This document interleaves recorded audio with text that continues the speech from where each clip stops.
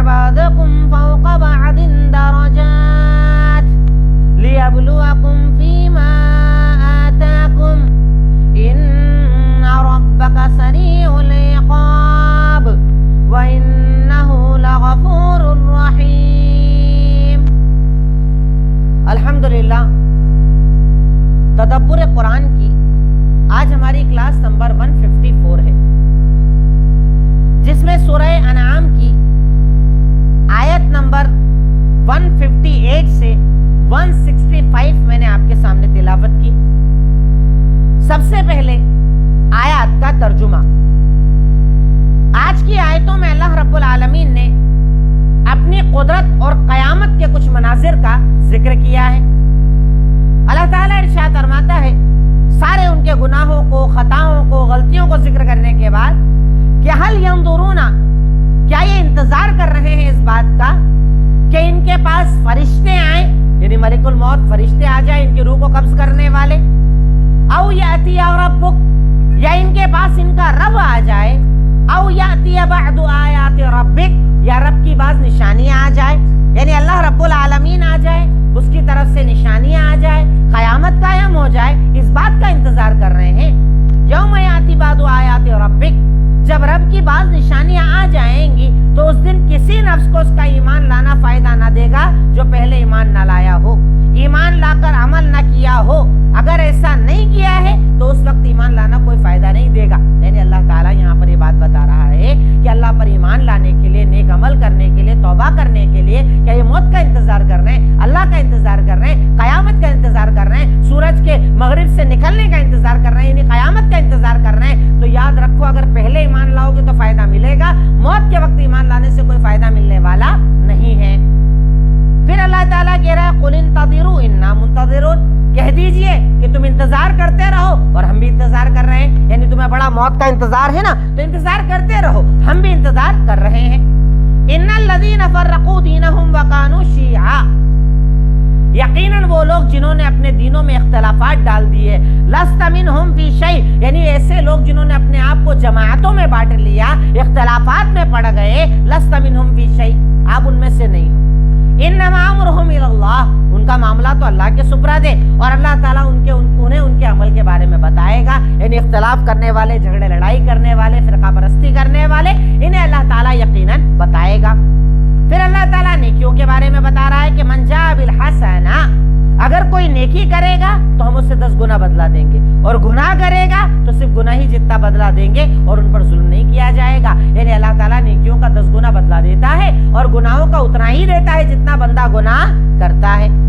اس کے بعد قل اننی ہدانی ربی، اب اس کے بعد اللہ کے نبی کو کہا جا رہا ہے کہ آپ کہہ دیجئے اننی ہدانی ربی، یقیناً میرے رب نے مجھے ہدایت دی ہے صراط مستقیم کی طرف، ایسے صاف ستھرے دین کی طرف جو ملت ابراہیم ہے، اور ابراہیم جو تھے وہ مخلص تھے. یعنی اللہ تعالیٰ نے مجھے بڑا پیارا صاف ستھرا دین و مسلک دیا ہے، مذہب دیا ہے، میں اب ابراہیم کے راستے پر چلنے والا ہوں. وہ ابراہیم جنہوں نے شرک نہیں کیا، مخلص تھے وہ، وما کان من المشرکین، اور شرک کرنے والوں میں سے نہیں تھے. پھر اس کے بعد اللہ کے نبی کہنا ہے قل ان صلاتی و نسکی و محیایا و مماتی للہ رب العالمین، کہہ دیجئے کہ یقیناً میری نماز، میری قربانی، میرا جینا، میرا مرنا، یعنی میری زندگی اور میری موت سب کے سب اللہ رب العالمین کے لیے ہے. یعنی میں جو بھی کرتا ہوں اللہ کے لیے، جیتا ہوں اللہ کے لیے، مرتا ہوں اللہ کے لیے، نماز اللہ کے لیے، عبادت اللہ کے لیے، سب میں اللہ رب العالمین کے لیے کرتا ہوں. لا شریک لہ، اس کا کوئی شریک نہیں ہے، وبذالک امرت، اور اسی کا مجھے حکم دیا گیا ہے اور سب سے پہلے مسلمانوں میں سے میں ہوں. پھر اس کے بعد قل اغیر اللہ ابغی، اب یہاں پر مشرکین سے بات کی جا رہی ہے کہ کہیے مجھے جواب دیجئے اس بات کا، کیا میں تمہارے لیے کوئی اور رب تلاش کروں جبکہ اللہ تعالیٰ ہر چیز کا رب ہے. اور ولا تکسب کل نفس الا علیہا، اور ہر نفس جو کمائے گا اس کو اس کا بدلہ دینا پڑے گا. یعنی آپ نے جو گناہ کیے آپ کو اپنے گناہوں کا بدلہ دینا پڑے گا، کسی کا گناہ کسی پر ڈالا نہیں جائے گا. یعنی ایسا نہیں کہ آپ کا بدلہ کوئی اور دے گا، آپ کا جواب کوئی اور دے گا، عذاب کوئی اور چکے گا، آپ کو اپنا جواب ہی دینا پڑے گا. ثم الی ربکم مرجعکم، پھر تمہیں اللہ کی طرف لوٹایا جائے گا، پھر وہ تمہیں خبر دے گا اس معاملے میں جس میں تم اختلاف کرتے ہو، جھگڑے کرتے ہو، لڑائی کرتے ہو. اللہ رب العالمین اس کے بارے میں تمہیں یقیناً خبر دے گا. وَهُوَ الَّذِي جَعَلَكُمْ خَلَائِفَ الْأَرْضِ، وہی اللہ تعالیٰ جس نے تمہیں زمین کا خلیفہ بنایا، بعض کو بعض پر درجے بلند کیے تاکہ وہ انہیں آزمائے اس میں جو میں نے انہیں عطا کیا. یعنی اللہ تعالیٰ جو دیتا ہے اس میں آزماتا ہے. اللہ کہنا میں نے تمہیں زمین منصب درجے دینے والا اللہ رب العالمین ہے. اور ان درجات کا مطلب ہے آزمائش, کہ اللہ تعالیٰ چیک کرتا ہے مال دینے کے بعد تمہارے حالات کیسے رہتے ہیں, مال دینے کے بعد تمہاری زبان کیسے رہتی ہے, مال دینے کے بعد تمہاری بات چیت کا انداز کیا ہوتا ہے. اللہ تعالیٰ اس ساری چیزوں کو دیکھتا ہے. ان ربک سریع العقاب, یقیناً تیرا رب سریع یعنی جلدی بدلے لینے والا اور بہت زیادہ معاف کرنے والا اور رحم کرنے والا ہے. یعنی اللہ تعالیٰ یہاں پر ایک ساتھ دونوں چیزیں بتا رہا ہے کہ اللہ تعالیٰ جلدی بدلے بھی لیتا ہے اور ساتھ ہی ساتھ اللہ تعالیٰ جلدی معاف بھی کرتا ہے, غفور بھی ہے, رحیم بھی ہے. غرض یہ کہ آج کی آیتوں میں اللہ تعالیٰ نے قیامت کا, موت کا, اللہ کے راستے میں لڑنے جھگڑنے والوں کا, یعنی اللہ کے دین کے نام پر لڑنے جھگڑنے والوں کا تذکرہ کیا. پھر اللہ کے نبی نے کچھ اعتراضات جو کفار مکہ کے تھے ان کے جوابات دیے, اور کئی چیزیں یعنی جو اہم ہیں وہ ہمیں آج بتائی گئی. سب سے پہلے مشکل الفاظ, ینظرون, دے ویٹ, وہ انتظار کرتے ہیں. تأتیہم الملائکہ, اینجلز شوڈ کم, فرشتے ان کے پاس آ جائیں, فرشتے آ جائیں مطلب ملک الموت آ جائیں. فرقو, ڈیوائیڈڈ, بانٹ لیا, تقسیم کر لیا. شیعہ کہا جاتا ہے سیکٹرز کو, جماعت, فرقے.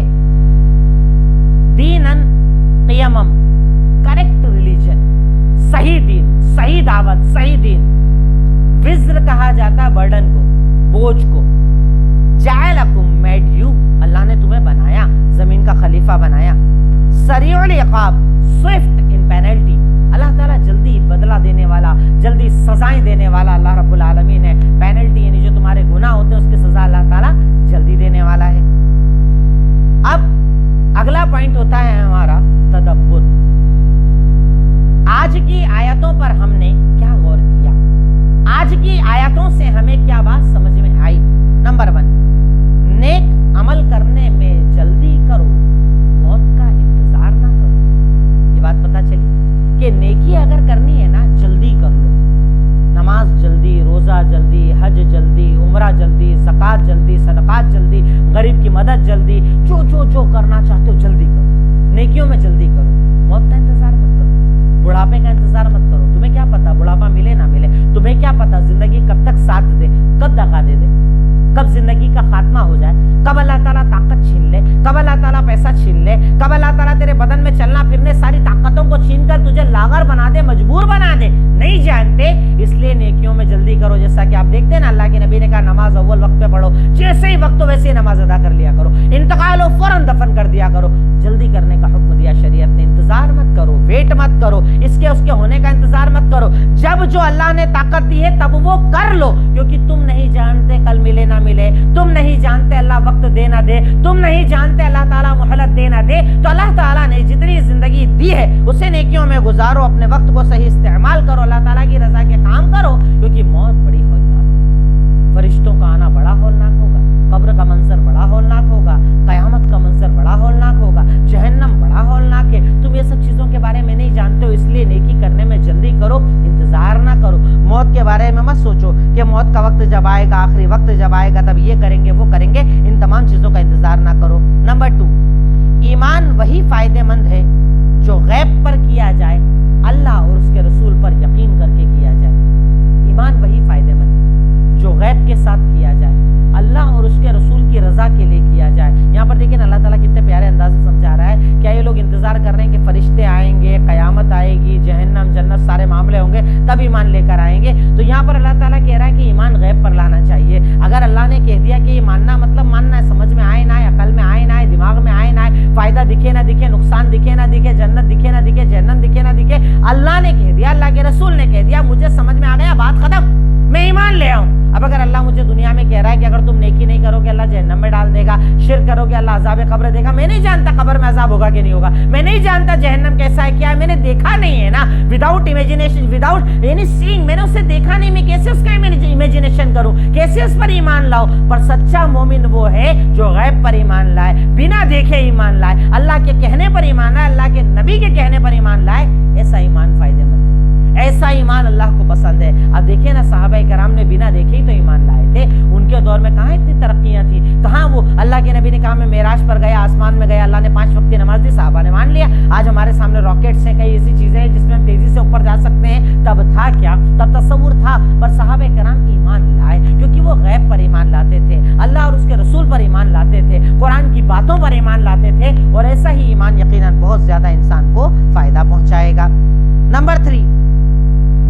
توبہ کی قبولیت کا بھی ایک خاص وقت ہوتا ہے، موت تک کا انتظار مت کرو۔ یہاں پر پتہ چلا موت تک کا توبہ کا معاملہ نہیں رہتا ہے کہ بالکل فرشتے نظر آ گئے تو بندہ کہہ رہا توبہ توبہ توبہ، اللہ قبول نہیں کرے گا۔ موت کا وقت مقرر ہے، یہ ہم جانتے ہیں، تو ہم توبہ پہلے کریں نا، ہم اللہ کو راضی پہلے کریں نا، ہم معافی پہلے مانگے نا۔ جب تک زندہ ہیں، طاقت ہے، قوت ہے، جسم چل رہا ہے، ہاتھ پیر چل رہے ہیں، کما رہے ہیں، کھا رہے ہیں، معافی مانگ لو، کیونکہ ہم نہیں جانتے موت کب ہے۔ موت کا وقت مقرر ہے، آپ کو یہ پتا ہے کہ مقرر ہے، پر یہ نہیں جانتے نا کہ کب آئے گی، تو اس کا انتظار مت کرو کہ جب موت آئے گی تب ایسا کروں گا، جب بالکل فرشتے نظر آئیں گے تب توبہ کروں گا۔ ابھی معافی مانگ لو نا، آج سے معافی مانگ لو نا، ابھی سے معافی کا سسٹم شروع کر دو نا، اللہ تعالیٰ کو پکار لو نا، اللہ تعالیٰ کے آگے جھک جاؤ نا، اپنے گناہوں کو یاد کر لو نا، ایک ایک خطا، ایک ایک غلطی، ایک ایک وہ لغزش جو ہم کسی کو نہیں بتاتے، اللہ کو بتا دو نا۔ اللہ تعالیٰ تو سب جانتا ہے، اللہ سے کیا چھپا ہے، اللہ کے سامنے کون سا پردہ ہے، اس سے معافی مانگ لو نا، وہ معاف کرے گا انشاءاللہ۔ اور موت تک کا انتظار مت کرو، کیونکہ تم نہیں جانتے اس وقت توبہ کا وقت ملے نہ ملے، اور ملے تو اللہ قبول کرے نہ کرے۔ اس بات پر بھی بندے مومن کو بہت زیادہ غور کرنا چاہیے۔ نمبر 4، جب عمل ایمان کے ساتھ ہو تبھی قبول ہوتا ہے۔ یہ بڑی پیاری بات بتائی اللہ تعالیٰ نے قرآن میں کہ ایمان کے ساتھ عمل جو ہوتا ہے نا، وہ ایمان کے ساتھ ہی قبول ہے۔ اب ایک انسان کہے کہ میں تو ہر سال روزہ رکھتا ہوں، ایمان والا نہیں، روزہ قبول ہوگا؟ ایک شخص کہے میں زکوٰۃ دیتا ہوں، ایمان نہیں، قبول ہوگا؟ ایک شخص کہے میں نمازیں پڑھتا ہوں، ایمان نہیں ہے، قبول ہوگا؟ ایمان کے ساتھ ہی عمل قبول ہوتا ہے، ورنہ عمل قبول نہیں ہوتا ہے۔ یہ بات بھی قرآن کی اس آیت میں ہمیں پتہ چلی۔ نمبر 5، ایمان میں عمل شرط ہے۔ یہ بھی بڑی اہم بات پتہ چلی۔ ایمان ہمارے یہاں زیادہ تر ہماری کمیونٹی مسلمانوں کی حالت یہ ہے کہ وہ زبان سے پڑھ کر اپنے آپ کو مسلمان سمجھتے ہیں، لا الہ الا اللہ محمد الرسول اللہ، ہو گئے مسلمان۔ مسلمان ہونے کے لیے آپ کا عمل ضروری ہے، ایمان والا ہونے کے لیے عمل ضروری ہے۔ ایمان کی شرط عمل ہے، اگر عمل ہے تو ایمان ہے، ورنہ ایمان نہیں ہے۔ اللہ تعالیٰ اس ایمان کو قبول نہیں کرے گا جو زبانی کیا جائے، صرف زبان سے بولا جائے۔ زبان کے ساتھ عمل ضروری ہے، جسم کا عمل ضروری ہے، نماز ضروری ہے، روزہ زکوٰۃ ضروری ہے، حج ضروری ہے، صدقات و خیرات ضروری ہے، عمرہ کرنا ضروری ہے۔ سارے وہ احکامات جو اللہ نے دین میں بتائے ہیں، ایمان کے ساتھ عمل شرط ہے۔ بنا عمل کے اللہ تعالیٰ ایمان کو قبول نہیں کرے گا۔ نمبر 6، اہل بدعت اور شرک کرنے والوں سے دوری اختیار کرنا بھی ضروری ہے۔ اللہ تعالیٰ کہہ رہا نا، یہاں پر بھی کہا، خیر اس کے علاوہ بھی جگہ پر کہا کہ تم اپنی جگہ ہو، ہم اپنی جگہ ہیں، تمہارا اپنا معاملہ، ہمارا اپنا معاملہ، یعنی بدعتیوں اور مشرکوں سے دوری اختیار کرنا پڑے گی۔ ایک آدمی ہے، آپ کے گھر میں ہے، ماحول ہے، پریوار ہے، آپ کے یہ بدعت ہوتی، وہ بدعت ہوتی، وہ شرک ہوتا، یہ شرک ہوتا، سب ہم بیٹھتے ہیں پر ہم نہیں کرتے، تو نہیں کرنا کافی نہیں، دور رہنا پڑے گا، ان کا بائیکاٹ کرنا پڑے گا، ان سے دوری اختیار کرنا پڑے گی، کیونکہ منکر سے روکنے کا ایک طریقہ یہ بھی ہے کہ دل سے برا جانو، اور دل سے برا جاننے کا مطلب ہے کہ شریک مت رہو، وہاں پر بدعتوں میں مت جاؤ، شرک میں مت جاؤ، بدعت کی محفل میں مت جاؤ۔ ان سے دوری اختیار کرنا لازمی ہے، ان سے دور رہنا ضروری ہے۔ اگر آپ وہاں بیٹھ کر نفرت کرتے ہیں تو وہ کسی کام کی نہیں۔ ایسی مجلس میں مت جاؤ، ایسی مجلسوں سے دوری اختیار کرو۔ تو اہل شرک اور اہل بدعت سے دوری رکھنا ضروری ہے۔ آج کی آیتوں میں ہمیں یہ اہم بات پتہ چلتی ہے۔ نیکسٹ، نمبر 7، اختلافات ہر حال میں امت کے لیے نقصان دہ ہیں اور وہ امت کو کمزور بناتے ہیں۔ جو اختلافات ہوتے ہیں نا، یہ بڑے نقصان دہ ہوتے ہیں۔ اس سے طاقت ٹوٹتی ہے، قوت ٹوٹتی ہے، سرداری ٹوٹتی ہے، آپ کے بولنے اور بتانے کی طاقتیں کمزور پڑتی ہے، آپ کا رعب کمزور ہو جاتا ہے جب اختلافات زیادہ ہوتے ہیں۔ افسوس ہے اس امت کی آج یہی تو حالت ہے کہ مسائل کے نام پر، عقیدے کے نام پر ایسے جھگڑے کہ ایک دوسرے سے سلام دعا نہیں کرتے، بات چیت نہیں کرتے، تعلقات نہیں رکھتے۔ اسی کا نتیجہ دشمن فائدہ اٹھاتا ہے، دشمن آپ کو ہلکا سمجھتا ہے، دشمن آپ کو کمزور سمجھتا ہے اور آپ کے خلاف جو کرنا چاہے کرتا ہے۔ کیا آپ نے کبھی سنا کہ آپ کے دشمن نے آپ کی جماعت کا نام لے کر آپ پر حملہ کیا ہو، آپ کی جماعت کا نام لے کر آپ کو برا کہا ہو؟ کبھی آپ نے کہیں ڈیبیٹ میں کہیں کسی بولنے والے کو بولتے سنا ہے کہ میں فلاں مسلک والوں کو برا بول رہا ہوں، سب مسلمانوں کو نہیں بول رہا ہوں؟ ایسا نہیں ہوتا ہے نا۔ اختلافات آپ کو کمزور بنا رہے ہیں، اختلافات آپ کی طاقت توڑ رہے ہیں، اختلافات آپ کے رعب کا خاتمہ کر رہے ہیں۔ اس لیے جتنا ممکن ہو اختلافات کو کم کرو، اتحاد قائم کرو، محبت قائم کرو، مل کر رہنے کی کوشش کرو، ایک طاقت بنو، ایک اللہ کے نام پر، ایک رسول کے نام پر، ایک قرآن کے نام پر، حدیث کے نام پر اپنے آپ کو جمع کرو، تو اللہ تعالیٰ تمہاری صفوں کے اندر طاقتیں پیدا کرے گا, تمہارے دل میں قوت پیدا کرے گا, اور تمہارے خلاف جو کھڑا ہوگا اس کے دل میں رعب پیدا کرے گا انشاءاللہ.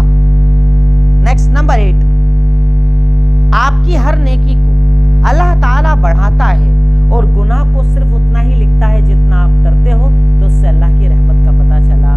ویسے تو کئی دلیلیں ہم لوگ پیچھے رکھ چکے ہیں نا, میں کئی بار بتا چکا ہوں کہ اللہ بڑا رحیم ہے, اللہ بڑا رحیم ہے, اللہ بڑا رحم کرنے والا ہے, یہ بتایا میں نے آپ کو. پر یہاں تو دیکھیے نا کلیئر اللہ تعالیٰ قرآن میں کتنے پیارے انداز میں کہہ رہا ہے کہ من جاء بالحسنہ, اگر کوئی نیکی کرتا ہے میں 10 مرتبہ 10 گنا اجر دیتا ہوں, اور گناہ کرتا ہے تو 1 ہی برابر دیتا ہوں, جتنا کیا اتنا. اللہ نیکیوں کو 10 گنا بڑھاتا ہے, اللہ عبادتوں کو 10 گنا بڑھاتا ہے, اللہ اچھی باتوں کو 10 گنا بڑھاتا ہے, اللہ اس کی رضا کے لیے کیے گئے اعمال کو 10 گنا بڑھاتا ہے. یہ اللہ تعالیٰ کا احسان و کرم ہی تو ہے نا. اللہ تعالیٰ ہم سے کتنی محبت کرتا ہے, اللہ تعالیٰ ہمیں کتنا پسند کرتا ہے کہ اللہ رب العالمین ہماری نیکیوں کو بڑھاتا ہے. تو اس سے اللہ رب العالمین کی رحمت کا اندازہ ہوتا ہے کہ اللہ تعالیٰ نے کتنی رحمتیں بندوں پر کر رکھی ہے, اللہ تعالیٰ نے کتنے کرم اپنے بندوں پر کر رکھے ہیں, اللہ تعالیٰ اپنے بندوں سے کتنی محبت کرتا ہے. یہ بات جب پتہ چل جائے نا تو بندے کو اور زیادہ اللہ کا شکر ادا کرنا چاہیے کہ اللہ تعالیٰ تو کیسا رحیم ہے, کیسا غفور ہے, کیسا غفار ہے, کیسا معاف کرنے والا ہے, کہ تو میری نیکیوں کو بڑھائے چلا جاتا ہے اور میرے گناہ کو اتنا کا اتنا ہی رکھتا ہے. اس پر بندے کو اللہ کا شکر ادا کرنا چاہیے, اس کی رحمت کے بارے میں غور کرنا چاہیے. نمبر 9, آپ کی ہر اچھائی اور نیک عمل پر اللہ کی تعریف کیا کرو. یہاں پر اللہ تعالیٰ کہہ رہا ہے نا کہ من جاء قل اننی ہدانی ربی الی صراط مستقیم. اللہ کے نبی کیا کہا کرتے تھے کہ اللہ تعالیٰ نے مجھے اس ہدایت کا راستہ دکھایا ہے, اللہ نے مجھے سیدھا راستہ دکھایا ہے. یعنی اللہ کے نبی کبھی اپنی ذات کی بڑائی نہیں کرتے تھے, اپنی بڑائی نہیں کرتے تھے. تو یہاں پتہ چلا کہ اپنے ہر نیک عمل پر, اپنے اچھے کام پر اللہ کی تعریف کیا کرو. جیسے آپ نے کوئی بہت بڑا کام کرا, آپ نے مسجد بنا دی, کہو الحمدللہ اللہ نے مسجد بنوا دی, الحمدللہ اللہ نے مدد کروا دی, الحمدللہ اللہ نے کٹ تقسیم کروا دی, الحمدللہ اللہ نے علاج کروا دیا, الحمدللہ الحمدللہ الحمدللہ. کیونکہ اللہ کی طاقت کے بنا میں کیا ہوں, اللہ کی قوت کے بنا میں کیا ہوں. اللہ پیسہ نہ دے میں کسی کی مدد کر پاؤں گا, اللہ طاقت نہ دے میں کسی کی مدد کر پاؤں گا. آج میں جو بھی کر رہا ہوں وہ میرے رب کا کرم ہے. تو بندے کو چاہیے کہ ہر نیکی پر, ہر اچھے کام پر اللہ تعالیٰ کی تعریف بیان کرے. یہاں پر اللہ کے نبی سکھا رہے ہیں نا کہ اللہ کے نبی کیا کہہ رہے ہیں, اننی ہدانی ربی, یقیناً اللہ تعالیٰ کے کتنے پیارے انداز میں بتایا, قل اننی ہدانی ربی الی صراط مستقیم دینا قیما ملت ابراہیم حنیفا وما کان من المشرکین. کتنے پیارے انداز میں کہہ رہا ہے کہ اللہ کے نبی کہہ رہے ہیں کہ یقیناً مجھے اللہ نے سیدھا راستہ دکھایا, اللہ نے مجھے ہدایت کا راستہ دکھایا. یہ نہیں کہہ رہے کہ میں تمہیں ہدایت دیتا ہوں, میں تمہیں جنت دلوا رہا ہوں, میں ایسا کر رہا ہوں, میں ویسا کر رہا ہوں. ہم لوگ تو ذرا سے میں کرنے لگتے ہیں نا. اللہ ذرا سا ہمارے ہاتھ میں مال کیا دیتا ہم تو اکڑنے لگ جاتے ہیں, تکبر کرنے لگ جاتے ہیں, بڑی بڑی باتیں کرتے ہیں. میں نے یہ کیا, میں نے اس کی مدد کی, میں نے اس کا علاج کروایا, میں یہ کرتا ہوں, میں وہ کرتا ہوں. ارے کہو الحمدللہ اللہ کرواتا ہے, اللہ کا شکر اللہ کرواتا ہے, اللہ کا احسان ہے اللہ کرواتا ہے. تو بندے کو ہر نیکی پر اللہ رب العالمین کی تعریف بیان کرنا چاہیے.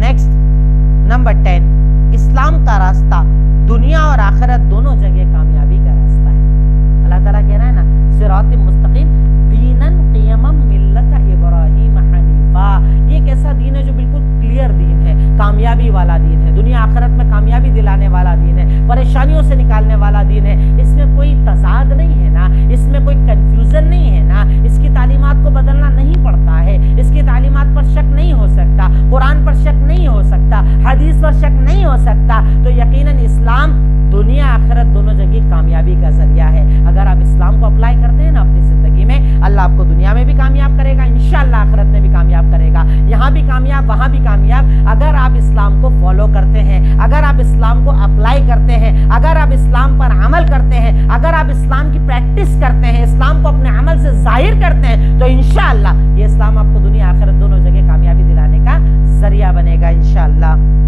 نمبر 11, ابراہیم علیہ السلام کی زندگی کو آئیڈیل بناؤ, اسے پڑھو اور اپنے گھر والوں کو پڑھاؤ. حضرت ابراہیم علیہ السلام, دیکھیے اللہ تعالیٰ بار بار حضرت ابراہیم کا تذکرہ کرتا ہے قرآن میں, آیتوں میں بار بار اللہ رب العالمین حضرت ابراہیم کا کہتا ہے ملت ابراہیم ملت ابراہیم ملت ابراہیم. کیوں کہہ رہا ہے, کبھی غور کیا؟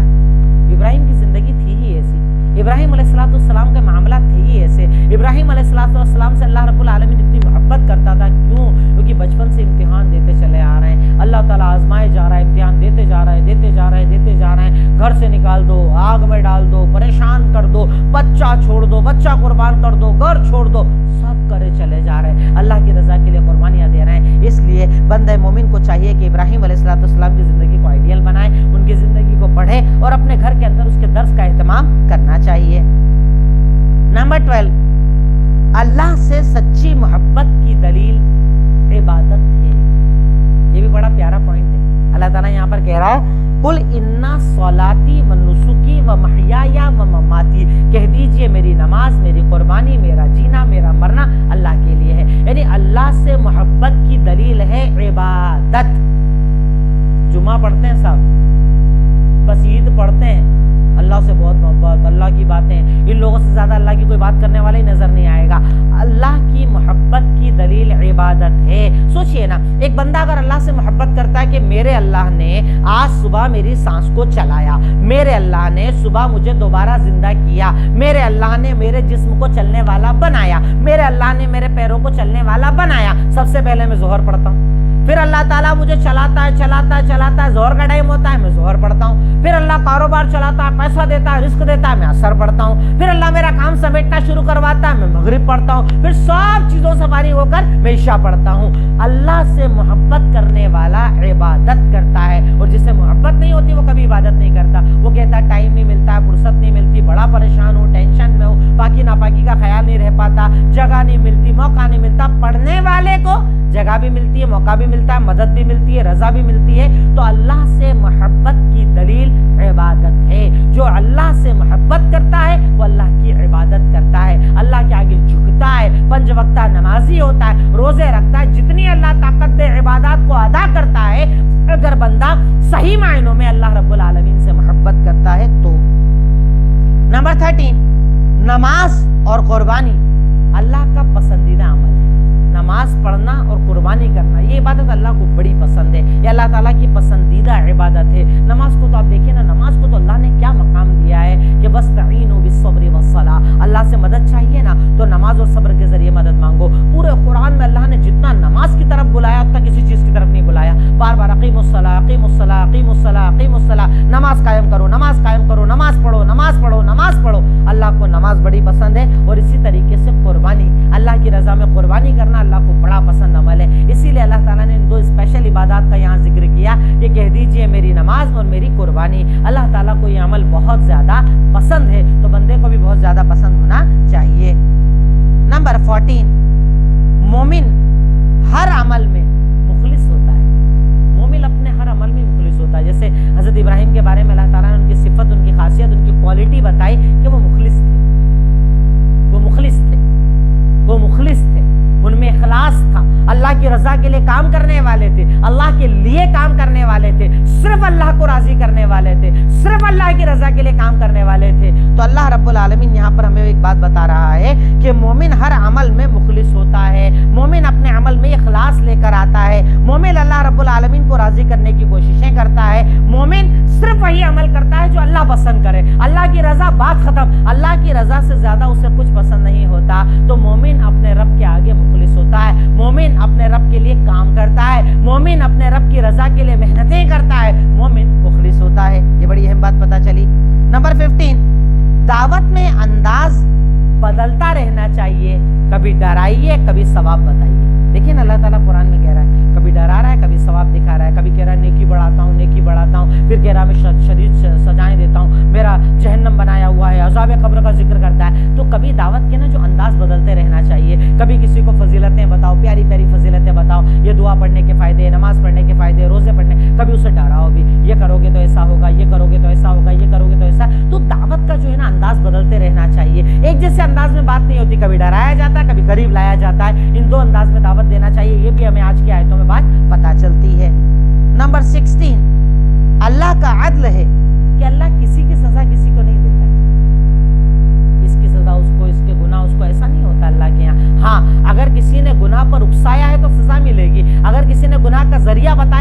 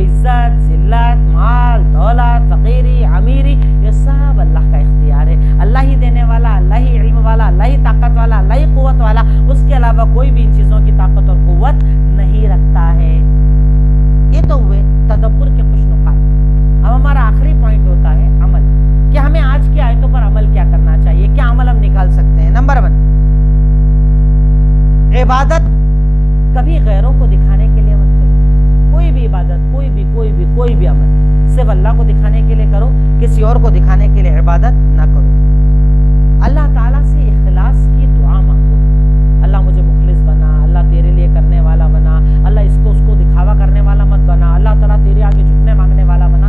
اللہ سے اخلاص کی دعا مانگا کرو۔ اخلاص بڑی قیمتی چیز ہوتی ہے جو دعاؤں سے ملتی ہے، تو اخلاص کے لیے دعا مانگا کرو۔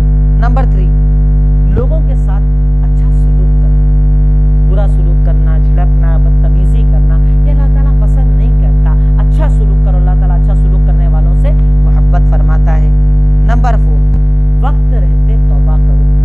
زندہ ہونا توبہ کرو، سانس لے رہے ہو توبہ کرو، پیسہ ہے توبہ کرو، توبہ توبہ توبہ، اللہ سے خوب معافیاں مانگو، توبہ کرو، رو گڑگڑاؤ، تو اللہ تعالیٰ تمہارے گناہوں کو انشاءاللہ معاف کر دے گا۔ اور آخری پوائنٹ، جب تک زندگی ہے نیکی کرتے رہو، کیونکہ نیکیاں تو اللہ بڑھا رہا ہے نا، 10 گنا بڑھا رہا ہے نا، تو جب تک اللہ نے طاقت دی ہے نیکیاں کرتے رہو، نیکیوں کو بڑھاؤ، نیکی اپنے اعمال نامے میں خوب خوب خوب خوب جمع کرتے چلے جاؤ، اور بدی کو اپنے اعمال نامے سے کم کرو، کیونکہ اللہ جب حساب کرے گا نا تو اعمال نامہ